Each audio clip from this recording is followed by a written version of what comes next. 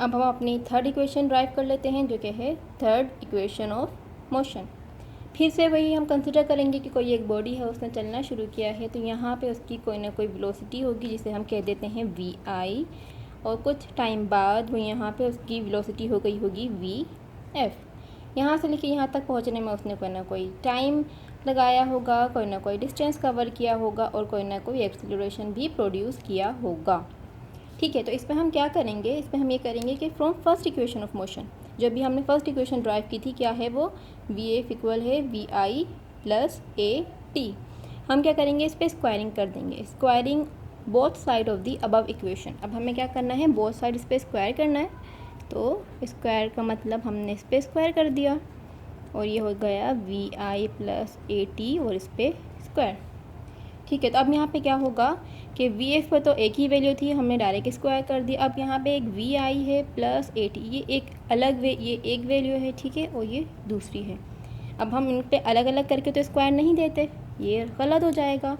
तो अगर कभी भी ऐसा हो कि दो नंबर दो वेरिएबल्स हों, बीच में वो प्लस का साइन हो या माइनस का साइन हो, उसके ऊपर स्क्वायर पे लगा हो, तो हम क्या करते हैं, उस पर एक फार्मूला यूज़ करते हैं, एक फार्मूला अप्लाई करते हैं, जो कि क्या होता है वो आप सब बहुत अच्छे से जानते हैं। वो है ए प्लस बी का होल स्क्वायर इक्वल ए स्क्वायर प्लस, अब क्या लिखूं, अब हो जाएगा 2ab प्लस बी स्क्वायर। ठीक है, इसका मतलब ये हुआ कि यहाँ पे जो वी आई है वो हमारे पास है ए, और जो यहाँ पे ये ए टी है वो हमारे पास हो गया बी। तो ये हो गया ना ए प्लस बी का होल स्क्वायर, मतलब ए प्लस बी का होल स्क्वायर। तो इस पूरी जगह की हम करेंगे, क्या करेंगे, हम ये वाला फॉर्मूला खोल देंगे। अब देखें मैं क्या करूँगी, ये मैं करूँगी वी एफ का स्क्वायर इक्वल ए का स्क्वायर है ना, ए हमारे पास, मैं यहाँ लिख देती हूँ, ए हमारे पास है वी आई और बी हमारे पास है ए टी। जहाँ जहाँ ए होगा वहाँ वहाँ मैं वी आई लिख दूँगी, जहाँ जहाँ बी होगा वहाँ वहाँ मैं ए टी लिख दूँगी, क्योंकि ये जो हमारी ये वैल्यू है ये ए है और जो ये है ये क्या है, ये बी है। तो ए का स्क्वायर है मतलब वी आई का स्क्वायर प्लस 2 ए की जगह वी आई, बी की जगह ए टी प्लस बी की जगह क्या आ जाएगा, ए टी का स्क्वायर। थोड़ा सिंप्लीफाई कर लेते हैं इसको, V F square equal V I square plus, अब देखें तो तीनों वैल्यू आपस में मल्टीप्लाई हो रही हैं, तो हम इसको एक साथ करके लिख देंगे 2vi ए टी। यहाँ पे जो ए है वो एक्सेलरेशन है, जो टी है वो टाइम है, तो दो अलग वैल्यूज़ हैं, इस वजह से हम क्या करेंगे, दोनों को अलग अलग स्क्वायर देंगे, मतलब ये टी पे भी जाएगा स्क्वायर और ये ए को भी मिलेगा, तो ये हो जाएगा ए का स्क्वायर एंड टी स्क्वायर। अब हमें क्या करना है, अब थोड़ी सी सिंप्लीफिकेशन करनी है। अब एक बात आपको हमेशा याद रखनी पड़ेगी कि अगर हम कभी मैथ कर रहे हों या फिज़िक्स में कोई डेरिवेशन ड्राइव कर रहे हों, तो अगर किसी चीज़ की हमें, फॉर एग्जांपल कोई चीज़ हम चाहते हैं कि कोई नंबर मल्टीप्लाई में हो, तो हमें, अगर हम खुद से रखेंगे तो हमें उसी नंबर को डिवाइड भी करना पड़ेगा, और अगर हमें कोई नंबर डिवाइड में चाहिए तो उसी नंबर को हम मल्टीप्लाई भी करेंगे, या अगर हमें कोई वैल्यू को प्लस करना है तो उसे हम माइनस भी करेंगे, और माइनस होगा तो प्लस करेंगे।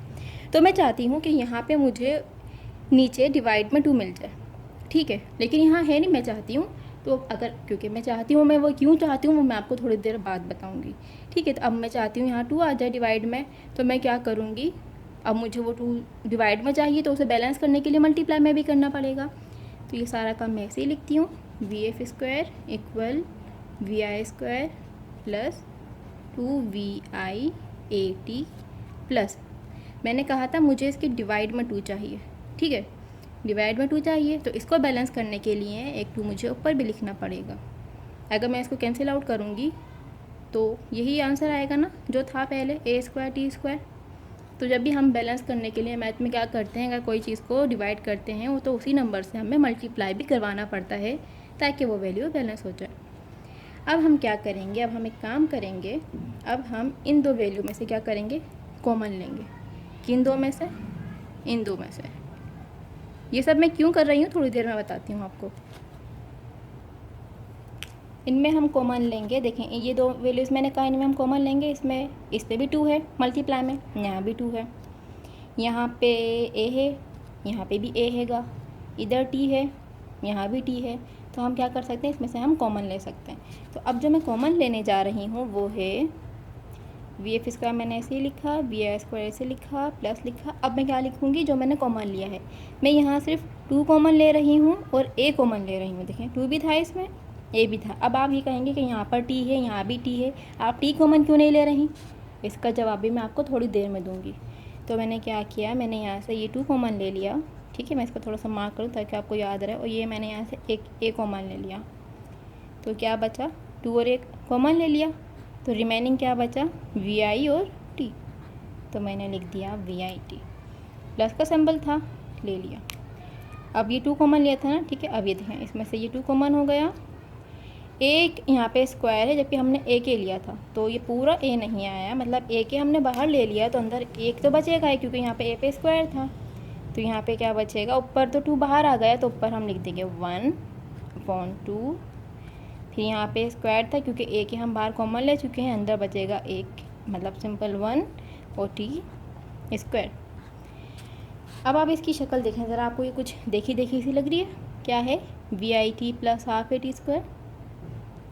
थोड़ा सा सोचें, V I T plus half A T square. जी हाँ, आपने सही सोचा, ये हमारी है सेकेंड इक्वेशन ऑफ मोशन, जो कि अभी हमने थोड़ी देर पहले ड्राइव की थी। तो अब आपको बात समझ में आई कि मैंने यहाँ पे इसको 2 से 2 क्यों लिया, क्योंकि मैं चाहती थी कि ये जो 2 वैल्यूज़ हैं इनको मैं सेकंड इक्वेशन ऑफ मोशन बना दूँ किसी भी तरीके से। तो सेकंड इक्वेशन ऑफ मोशन को बनाने के लिए मुझे डिवाइड में 2 चाहिए था। जब भी मैंने इन 2 वैल्यूज़ को 2 और अपॉन 2 को खुद से लिया था, खुद से कंसिडर किया था। उसके बाद मैंने कहा था मैं 2a यहाँ कॉमन लूँगी, टी कॉमन क्यों नहीं लूँगी वो मैं आपको बाद में बताऊँगी। तो मैंने टी कॉमन क्यों नहीं लिया था, अगर मैं यहाँ पे इसके साथ टी भी कॉमन ले लेती तो फिर हमारी ये सेकंड इक्वेशन ऑफ मोशन नहीं बन पाती, ठीक है। तो अभी हमने पढ़ा था, क्या पढ़ा था कि एस इक्वल होता है V I T plus half A T square, यही था। ये पूरी वैल्यू किसकी इक्वल होती है, एस के इक्वल होती है। तो अब क्या मैं इस s की जगह, तो अब क्या मैं इस पूरे ब्रैकेट की जगह s लिख सकती हूँ, क्योंकि ये जो पूरा ब्रैकेट है ये किसके इक्वल होता है, ये s के इक्वल होता है, ठीक है। तो अब मैं क्या करने जा रही हूँ, अब मैं करूँगी कि V F square equal V I square plus 2a, उस पूरे की जगह क्या आ जाएगा, s। क्यों आ जाएगा, क्योंकि ये थी सेकेंड इक्वेशन ऑफ मोशन, यहाँ पे आ जाएगा s। ये वी आई स्क्वायर यहाँ पे किसका है, प्लस का, वो साइड पे आके हो जाएगा माइनस का। तो ये हो गया V F square minus V I square equal है 2as। अरेंज कर लेती हूँ, 2as यहाँ पे आ जाएगा equal V F square minus V I square. Wow, ये है हमारी थर्ड इक्वेशन ऑफ मोशन, जिसमें क्या है 2as equal V F square minus V I square. A यहाँ पे क्या है, acceleration, S distance, V F क्या है, फाइनल वेलोसिटी, और ये क्या है, इनिशियल वेलोसिटी।